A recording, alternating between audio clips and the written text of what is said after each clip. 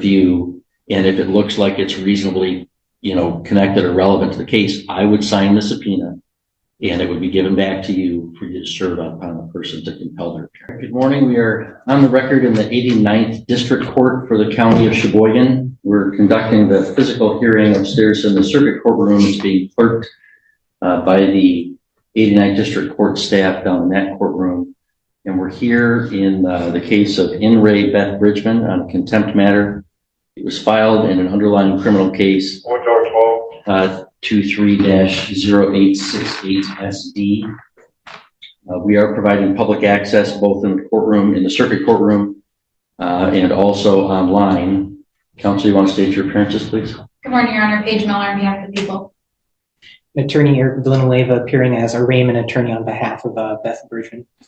Right, Also, I will represent myself. Yes, okay. we'll get to that. I would like to say I'm here on special appearance. Okay. No, I think I have some rights here. I don't know. What does special appearance mean to you? It means in a common law that I'm a living soul. I am not the straw man of the all caps. And you'll have an opportunity at a later time. Please just take a seat. I've never seen those opportunities come back around. Thank you. Okay. We'll get to that in a moment. So I am waiving the time. I am not waiving any of my rights. Ma'am. Okay. Thank you. Ms. Bridgman, you're free to stand or sit, whichever you're more comfortable with. I don't know how I would pull a chair up, so thank you. Well, if you want to sit there, I have no problem. All right. Thank you. Okay. All right. Well, Ms. Bridgman, you're here for an arraignment on 2 allegations of contempt. So I have to advise you of what those are. The first was an order to show cause that I signed on December 13th, 2023, which alleges that you are in criminal contempt of court for the unauthorized practice of law and for preventing the defendant, Seth Flores, from meeting with the Michigan Indigent Defense Commission attorney prior to his arraignment. We scheduled that for a show cause hearing on December 20th. You did apparently appear in the courthouse that day and turned in a copy of the show cause cut into strips with the red lettering on it says your offer to contract is not accepted. And then you did not appear at that show cause hearing. So therefore I signed a warrant for your arrest for that non-appearance. So that warrant alleges that you are in criminal contempt for failing to appear at that show cause. So failing to appear for order to show cause on Wednesday, December 20th, 2023 at 11 a.m. for preventing defendant Seth Miguel Thomas Flores from meeting with MIDC attorney prior to his arraignment.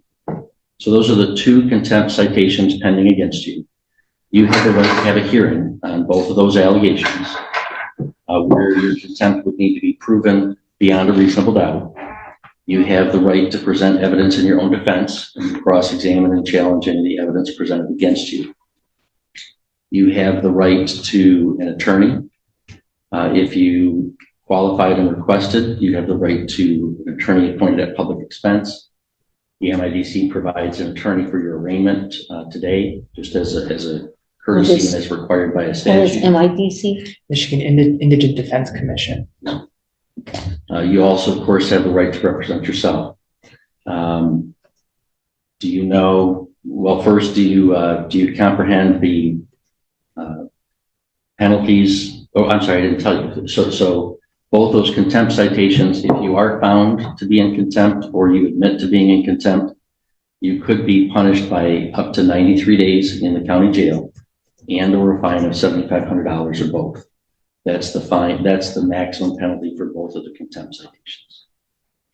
Ms. Bridgman, do you comprehend the rights that you have that I outlined for you and the maximum penalties I outlined for you? I think that I would like to wait. I have a call into the state trooper that your office or the prosecutor's office called to investigate something with me.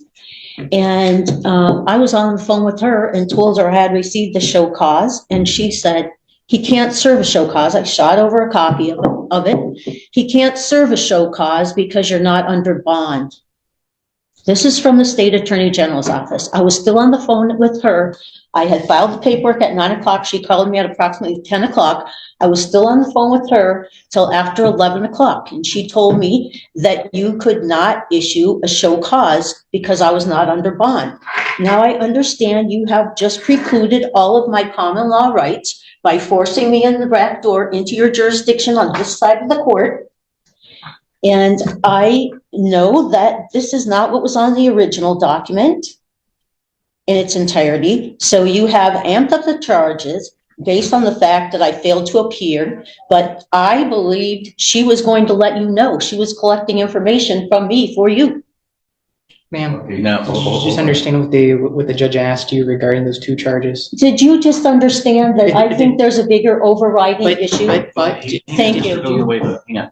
Thank you. I'm not going to have this. I'm going to fire him, actually, so thank you very much, because I will represent myself.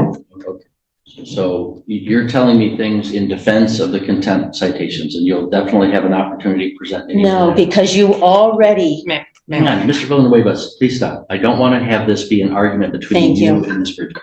I guess I just like to state that well, I think we need to back it she's up. pleading not guilty to both of those, and that she would Okay. like to request a hearing, that she would like to represent herself at that future Okay. hearing. All right. No, Your but Honor, I all just of my want to- rights were strongly impinged upon for even when I never failed to appear.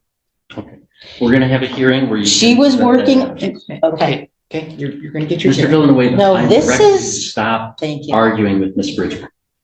Okay, I mean, it's a pretty serious thing to have to spend the night in jail, to be brought in handcuffs and everything else. When I was not being belligerent in that regard, she told me that it was not an authorized show cause. All right. If she told you that, she didn't have the authority to do so. But anyway, that's for the later hearing. So Well, she was today's purpose is investigating. Okay. Today's purpose is to advise you of the two contempt citations. So do you comprehend the maximum penalty that those could carry and the rights that you have that I outlined for you? Now, can I ask what statutes or what law or what are you saying here are the charges? Because this does not match. Sorry, I have a cotton mouth so bad. This does not match what the previous document was that you sent to me. And I have a picture of it on my phone, but my phone's not with me. Okay? It does not say. I've told you the charges. I don't have to answer further questions about that from you. Do you understand the rights that I listed for you and the penalties? Why have they changed, I'm Judge not Buffy? answering that question. Can the prosecutor? No, Why? I need an answer to my question. Do you understand that? So you said you want to represent yourself, right? You wish to represent yourself and not have an attorney represent you? Yes, I Okay. do. If you want to do that, I must establish that you know what the penalties are and what your rights are. And I have to establish that you're not going to be disruptive to the court. If you refuse, So are those, then I'm going to appoint I'm not an attorney for refusing. you. Okay, then I would appoint an attorney for you and you'd not be able to represent yourself. I know, I listened to that with Trevor's case. All right, so Okay. I'm asking you, and you saw what How happened, can I Ms. Bridgman? So I first have to make sure you know what the maximum penalties are and what your rights are. Do you not? Those maximal penalties are based on the charges, and I'm wondering how you arrived at a change in the charges. I'm not answering that question. You know that you could face up to 93 days in jail and over $7,500 fine. You understand that? Up to that. Okay, but I don't even understand what the charges are. Okay. And do you have any questions for me about any of the rights that I listed that you have to have an attorney and have a hearing and present evidence? Do you have any question about any of those rights? I have a whole question about the whole context of everything today, Judge Gaffier. It's really quite simple. When you have an order to show up for court and you turn in a cut up piece of paper of it to say you're refusing to attend, that this is what happens next. That's pretty simple. Oh, did that offend you? No, it did not offend me. It was a contempt of court. It's a It's not common law about thing. anybody's personal feelings. It's about the authority of the court to compel appearances, and you did not appear. So I do believe, based upon your answers, that you do understand the maximum penalties that you face and the rights that you have. So, Ms. Bridgman, Mr. Villanueva indicated that you wish to plead not guilty to those charges of contempt. I gather from your comments that you would agree that you're not pleading guilty. That's correct. Okay.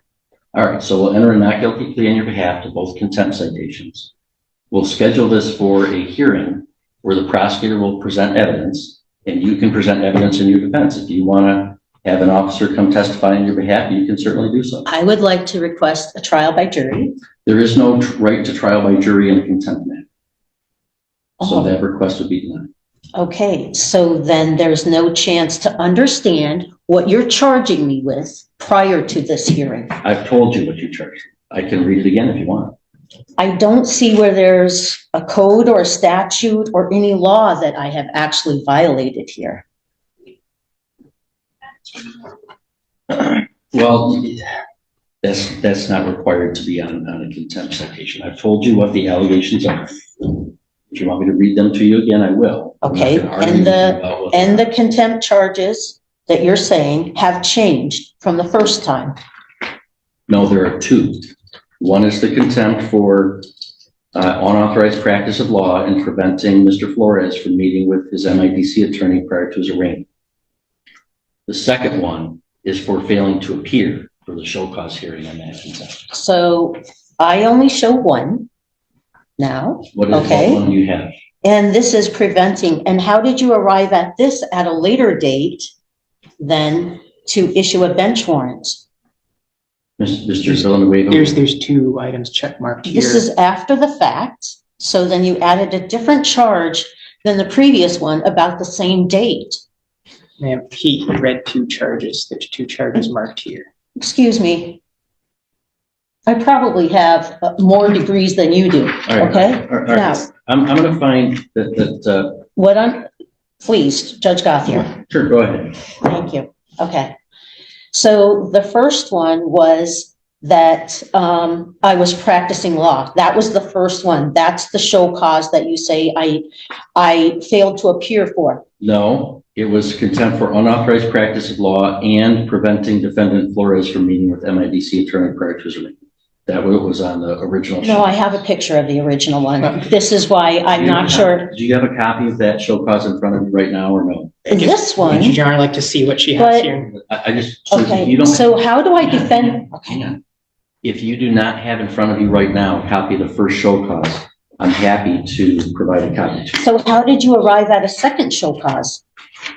Because you didn't show up. The second show cause is for failing to show. But I wasn't on bond. So both show causes are not in effect because I'm not on bond. Your Honor, what is the date of the first show cause? December 20th. No, the December. Sorry, that was before the December 20th. Sorry. You may view this document. This is out of the court file. You may view it and then. So- send it back. Judge Gothier, do I have any other recourse to clarify where I was on that day and the information that I was going off of by your own investigator? You do. You do. Okay. That is a hearing date. Today, we're going to schedule a hearing date and you can present that evidence at that time. And how will the hearing affect a trial by jury As I told you, there is no right to trial by jury for in a contempt charge? So I Oh, can so schedule this is a perfect, nice little tidy package for everything. I see. Okay, So I can schedule this for a contempt hearing on Thursday, January 11th at 2 p.m. I think that would be way too soon for me. Thank you. Why is that? I need to get to some of the documentation and follow up with that, state trooper, as well as perhaps a few other people, because I'm guessing, am I supposed to just talk to the prosecutor without the other witnesses that I had in my presence at the same time? I could schedule this for the afternoon of Thursday, January 25th. Then that gives you 3 weeks. Thank you. So we'll schedule this for a contempt hearing on both allegations of contempt on Thursday, January 25th at 2 p.m. And do I understand correctly, you do not wish me to appoint an attorney that you want to represent yourself? And then who makes the decision? You make the total decision then? Well, no, first you make the decision whether you want to represent yourself. As long as I'm convinced that you're doing so of your own free choice, that you understand what's going on, and that you're not going to be unduly disruptive, then you'll represent yourself. So what am I allowed to do at the hearing to defend myself appropriately? You're allowed to present legal arguments. You're allowed to present witnesses to testify under oath, yourself or any other witnesses that you bring with you. If you want to subpoena a witness, if you're representing yourself, you can't issue a subpoena without the court's signature. An attorney can issue a subpoena on their own. So if you want to subpoena somebody, what you would do is you'd go to the court clerk, they give you the paperwork, you'd fill out the subpoena, they would give it to me to review, and if it looks like it's reasonably, connected or relevant to the case, I would sign the subpoena, and it would be given back to you for you to serve upon the person to compel their appearance. I did not even get to watch the video that day because I was still on the phone with the trooper. And then people told me after I went up for Christmas that there was maybe a bench warrant, that you had issued a bench warrant, but everybody looked for it online at VineLink and couldn't find any bench warrant. So I was not trying to. I thought that trooper had told you what she told me, that I wasn't on bond, so I couldn't have a show cause. Okay, well, that's all going to be sorted out at the hearing. Okay, we don't have to sort all that out. Well, that's a lot of overnight in being arrested downtown and everything for a misunderstanding that I would like to. Ms. Richmond, I mean, okay, I get it, you're not Judge Gothier. I know what happened. You're not fooling me. I've got the show cause that you apparently cut up into little strips and wrote. Yeah, but I brought it at 9 o'clock because do you know that that's actually a common law practice?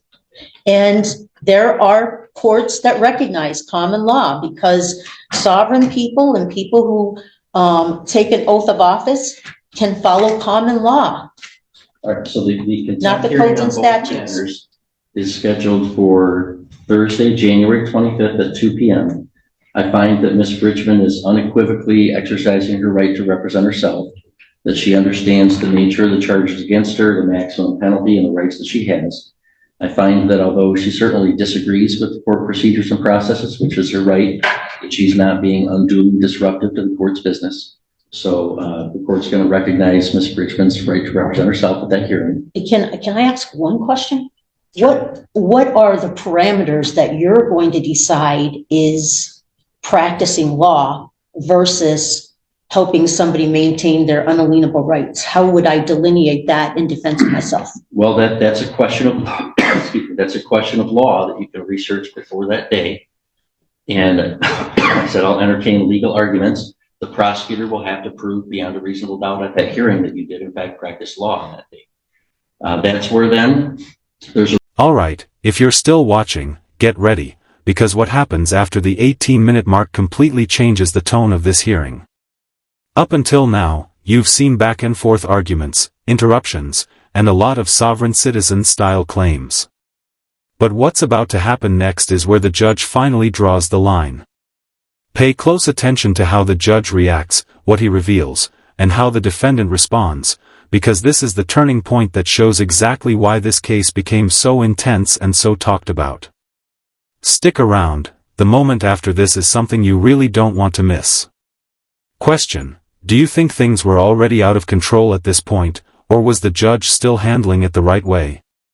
Risk to representing yourself, because an attorney, has access to and better training in researching the case law, interpreting what that is. The Michigan Supreme Court has issued some opinions about what that is. If you're representing yourself, you're going to have to find those on your own and make the argument as you see fit. If you want to hire an attorney, or if you want an appointed attorney, they would be able to fashion those arguments on your behalf. But I'm not going to. No, I've been down that path before, and it never turns out the way they first present themselves to you, that they're going to fight the case. It never turns out that way. So I'm fully cognizant and aware of that, but I wanted to see what your standard was going to be. It's going to be what the law requires. But I'm not sure which law you're referring to. So I have to research all the laws to determine what this says that is different than the first show cause. Yet, Ms. Richmond, if you want to represent yourself, it's a little bit more work. You're gonna have to- I'm not saying it's not more work. It's also not presented in a way that tells me what I'm really being charged with.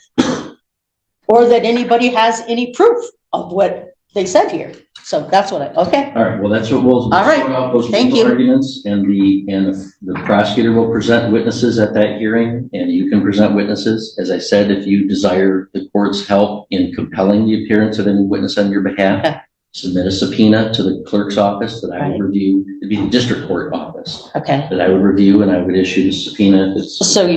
So one of the key laws would be that in the state of Michigan, anybody practicing law should have, be a member of the Bar Association. Am I correct?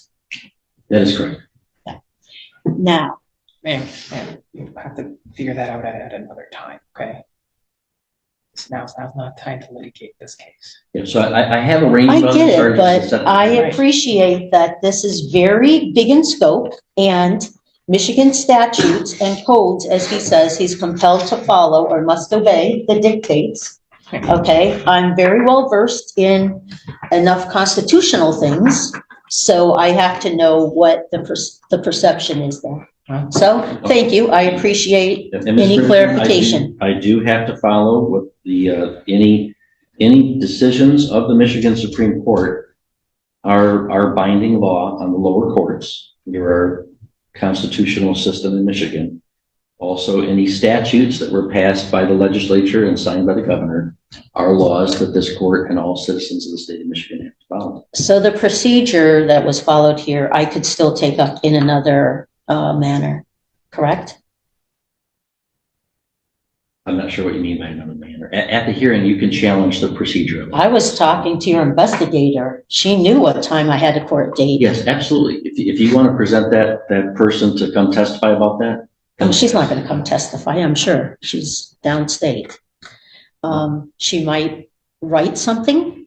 Well, that's up to you, what you want to present. If you're going to Okay. represent yourself, you have to decide how you want to present your case. But I'm giving you the extra time you've asked for. So this is a major judicial review, okay, to decide if anything in our Bill of Rights actually applies to the Michigan code and statutes. You have all the rights in the Bill of Rights. I recognize all those constitutional rights. of course. And most of what I talk about actually falls under common law because it's common that anyone could understand it. All right. That's why it's called common. You set the hearing date. Okay. We'll arraign you on the charges. I'm going to recognize that you are exercising your right to represent yourself and discharge Mr. Villanueva from any further responsibility in the matter. The only other question I have to decide is whether you should be released on your own recognizance or whether you should be required to post a bond before the next hearing. So I'm going to hear first from the prosecutor and then from you on that question. Ms. Miller? Your Honor, I would object to a PR bond in this case first because of her failure to appear on December 20th. She had notice of that hearing date as she dropped off the show cause to the court that had the date on it. Further, an underlying case that this was initially filed, she encouraged someone to not appear for their court date or to leave the court before they were arraigned. So I do have a concern about her appearance at the next trial, the next date. All right, Ms. Bridgman, anything you want to tell me with regard to whether I should allow you to be released on your own recognizance before that hearing or whether... I showed up at 9 a.m., Your Honor, and anybody could have called me if they didn't understand that. I filed a similar document in Mackinac County and they accepted it. Common law is a very acceptable kind of a standard if you know it and you know what you're doing. So maybe there'll be a chance that I can present some of these other avenues, because how does my country tell me to take an oath of office to defend the Constitution, but then I'm held to only codes and statutes of the Michigan legislative body, governor, and perhaps Supreme Court? That's the overarching arcing question here, I think. And I think a lot of people Well, I can struggle with recommend the that. Schoolhouse Rock video to you about how a bill becomes law and the laws. Oh, I know how it happens. Your Honor. I also know we don't have a lot of Your Honor. judicial review. So, Your Honor, as part the of bond the- question, any input, Mr. Lonway? Yes, I guess I know you just released me as the attorney of record, but I guess in support of the bond on her behalf, would you like to- Yes, go ahead. Yeah, so I like to advise the court that Ms. Bridgman is a resident of the city of Sheboygan. She advised that she's a former social studies teacher. She's presently collecting disability. So she informs me I'm unaware of the status of if she has an automobile or anything.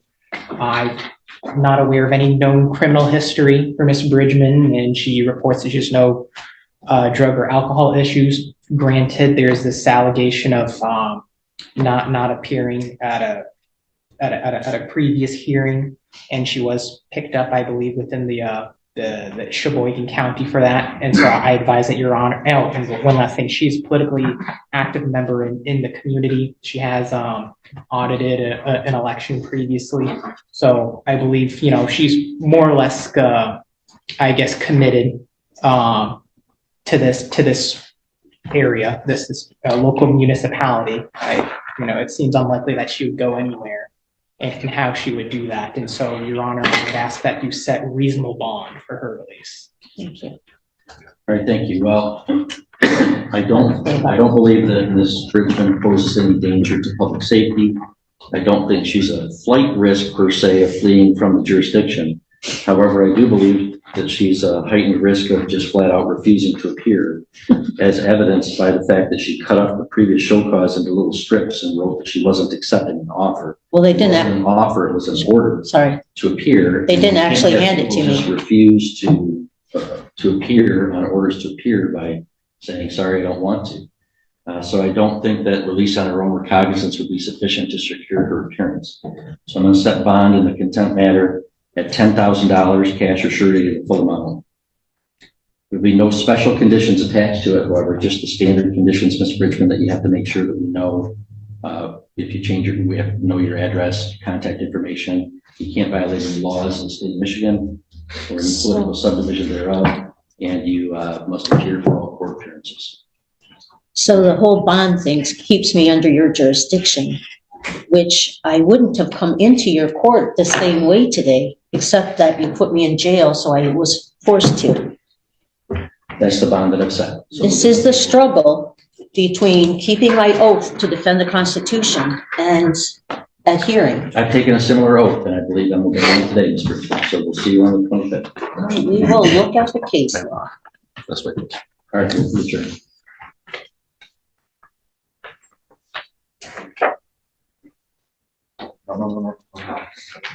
This way. I know. She's only up here from North Carolina. And that brings us to the end of this courtroom moment, a case filled with conflict, interruptions, and a clear clash over authority and legal procedure. In the end, the court maintained its position and moved the case forward for a proper hearing, showing how seriously these proceedings are taken regardless of the arguments presented.